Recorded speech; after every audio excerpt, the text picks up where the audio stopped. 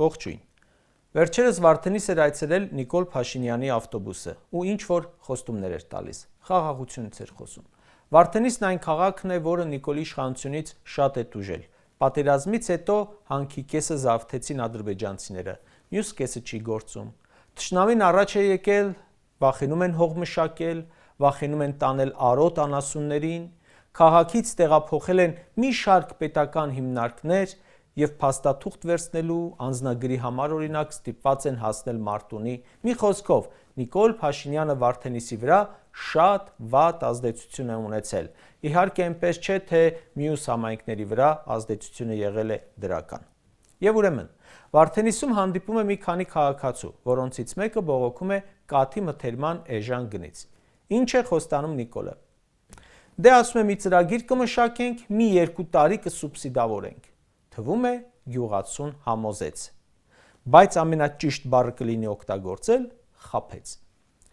Թեև Նիկոլ Փաշինյանը բազմաթիվ խոստումներ է տվել գյուղացիներին և չի կատարել, սկսած ոռոգման ջուրը հոսանքի նման հասանելի դարձնելուց մինչև անմշակ հողի չթողնում, մինչև անգամ այն, որ գյուղում չնորոգված բաղնիք ու զուգարան չի լինելու, այնուամենայնիվ այս բոլոր չկատարած խոստումներից ընդամենը մեկի օրինակով ցույց տանք, թե ինչու գյուղաբնակ մեր քաղաքացին չի կարող նրան նորից վստահել։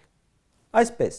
ֆերմերները մշտապես բողոքում են կաթի մթերման գնից։ Տարիներ շարունակ 120-ից 150 դրամ է մթերվում գյուղացի արտադրողից։ Այնինչ խանութում 1 լիտր կաթը արդեն արժի 5-ից 700 դրամ։ Ինչ էր ասում ազգային ժողովի падգամավոր Նիկոլ Փաշինյանը կաթի գնի մասին հեղափոխություն կոչվածից ընդամենը 3 ամիս առաջ։ Այն հայտնի ելույթում, թե գառան միսը թանկ է, կանաչ սող կերեք, խոզի միսը թանկ է, սխտոր կերեք։ Այդ ելույթը բոլորդ համ հիշում եք, համ էլ շատերը հենց այդպես էլ անում են ու վաղուց մոռացել են ինչ է օրինակ տավարի միսը, գառան միսը, քանի որ մեր երկրում, որտեղ բնակչության կեսը աղքատ է, իրականում միս ուտելը դառնում է շքեղություն։ Եվ ուրեմն ինչ է ասում այդ ելույթում։ Ասում են կարագը թանկացել է, միջազգային գները թանկացել են եւ այլն։ Հարց Հայաստանի Հանրապետության քաղաքացիներին։ Բայց ինչի Հայաստանի Հանրապետությունում գյուղացիներից մթերվող կաթի գինը չի բարձրացել։ Կարագ մի հատ բացատրեք։ Իմիջայլոց ասեն, որ կարագը պատրաստում են կաթից։ Կարագը պատրաստում են կաթից եւ դա գիտությունը ընդամենը մի շաբաթ առաջ է պարզել։ Բայց ինչի մեր գյուղացիներից մթերվող կաթը չի թանկանում, դե դրա մասին ոչ մեկ չգիտի։ Հիմա այս թանկացումներից ցուցակը նայենք։ Նիկոլի օրոք կարագը թանկացել է շուրջ 3 անգամ։ 3 անգամ, բայց գյուղացուց մթերվող կաթը մնացել է նույն գնին։ Ու էլի, ի գիտություն Նիկոլի, կարագը շարունակում են պատրաստել կաթից։ 3 անգամ Նիկոլի օրոք թանկացել է կարագը, մթերվող կաթի գինը մնացել է 120-150 դրամ։ Դե լավ, 2018 թվականի հունվարի տեսանյութ էր սա։ Նա դեռ ընդդիմադիր падգամավոր էր և ազդեցություն չէր կարող ունենալ կաթի գնի վրա, չէր կարող բարձրացնել գյուղացուց մթերման գինը։ Իսկ ինչ էր արդեն խոստանում Նիկոլ Փաշինյանը կաթի գնի մասին հեղափոխություն կոչվածից ընդամենը 8 օր առաջ։ Շեշտում եմ, արդեն խոստանում էր, ոչ թե պարզապես քննադատում էր։ Այս քայլարշավի ընթացքում համատարած մարդիկ մեզ ասում էին հետևյալը, որ մենք վարկեր ենք վերցնում։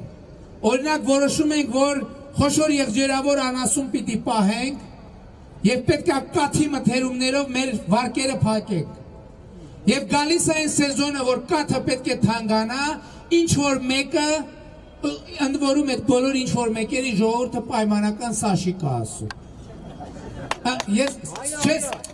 Ես եթե նկատել եք իմ ելույթների մեջ, երբ որ ասում եմ սաշիկ, ես անձի նկատի չունեմ բացարձակապես։ Որովհետև մարդ այդ գործոնը, ասում եմ սաշիկի գործոնը մեր տնտեսության մեջ, դա անձի մասին չի։ Դա երևույթ է, որովհետև կարող է Սաշիկ Սարգսյանից է եկել, այս երևույթների հետ Սաշիկ Սարգսյանը կարող է անձամբ որևէ առնչություն չունենալ։ Բայց մարդիկ դա անցալում են այդպես, ինչ վարկը վերցնում են, գալիս է այն փուլը, որ կաթը հանձնելով, պետք է այդ վարկը փակեն Մենք էլ կաթի գները կտրուկ ընկնում են։ Մարդիկ ասում են, ես ինչ ա եղել, գնում են, չէ հետաքրում, ասում են, որ ինչ որ մեկը, Սաշիկը, որը կարող է անունը Համբարձումյան, չգիտեմ, Վազգենա, բայց ինքը մարդկանց համար Սաշիկը։ Կաթի փոշու խոշոր խմբականակ ա ներկրել։ Ասում էր, որ պետությունը լծակներ կօգտագործի այդ պայմանական Սաշիկների դեմ եւ կաթի գինը կաճի։ Այս ելույթից 23 օր հետո Նիկոլն արդեն վարչապետ էր, ու մինչև հիմա։ Արդյունքում գյուղացուց մթերվող կաթի գինը մնաց անփոփոխ, իսկ խանութներում այ քեզ զարմանք, թանկացավ, թե ովքեր են այսօրվա պայմանական Սաշիկները, այ այդ գյուղացիները պետք է հարցնեն Նիկոլին, ինքը որ հաստատ կիմանա։ Փաշինյանը վարչապետ է արդեն 8 տարի։ Այդ խոստումներից հետո 3 անգամ վարչապետ է դարձել, 2 անգամ 18 թվականին, 1 անգամ 2021 թվականին, եւ հիմա վարչապետի աթոռին դարձյալ հավակնողը գնում է գյուղացիների հետ հանդիպման ու նրանք բողոքում են դարձյալ կաթի գնից։ Դիտենք մի կարճ հատված այդ երկխոսությունից։ Մեր կաթն թանկացել։ Գոնե արայի կալ։ Պապոյան 3 օր առաջ էտ ենք քննարկել։ Գոնե 100 դրամ անցնենք։ Ինչ ենք անելու կաթ հետ կապված։ Ավել բան չեմ ուզում։ Կա սեզոն, երբ որ կաթի գինը փոքր նվազում է, սովորաբար ապրիլից մինչև սեպտեմբեր, հոկտեմբեր այդ հատվածում։ Մի լիտր մածու խանութում 720 դրամ է։ Ինչա մեր կաթն 120 դրամ։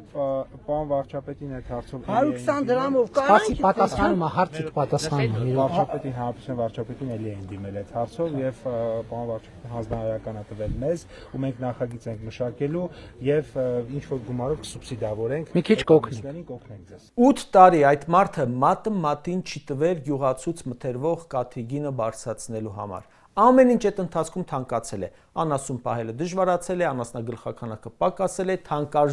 թանկացել է կաթի ինքնարժեքը։ Քպականների հարազատներ կան, որ դարձել են խոշոր ֆերմերներ, բայց գյուղացուց մթերվող կաթի գինը մնացել է նույնը։ Ու հիմա գնում է մարդկանց հանդիպելու եւ ասում. «Մի քիչ էլ կօգնենք, մի 2 տարի, բայց պետք է ֆերմայի ձևը փոխեք, կթելու ձևը փոխեք, խելացի անասնագոմ ունենաք եւ այլն»։ Խելացի կառավարություն ժողովուրդ ջան, ստացվում է կարևոր չէ որ ունենաս, իսկ այ խելացի անասնագոմ պարտավոր ես ունենալ։ Պաշտոնյան, որը 8 տարի առաջ խոստում էր տալիս ու նույն խոստումը տալիս է 8 տարի հետո, դրան ոնց պետք է վերաբերի քաղաքացին։ Հարգելի կով ունեցող քաղաքացի, քանի քո վարչապետը սա է, կատնամթերքը էլի անշեղորեն թանկանալու է, իսկ քո արտադրածը գին չի ունենալու, պատճառը ոչ մի տեղ մի փնտրի։ Ժորժ ջան, սա միայն գյուղացու պրոբլեմը չէ, բոլորիս պրոբլեմն է, որովհետև այդ կաթը արտադրողից մթերում են 120 դրամով, բայց մենք խանութից գնում ենք 500 դրամով, 700 դրամով։ Նիկոլ Փաշինյանի խոստման չկատարումը մեր բոլորիս վրա է ազդում։ Այն որ ասում են թալան բան, սա թալան է, կաթի թալան, գյուղացու թալան, թալան կաթի միջոցով։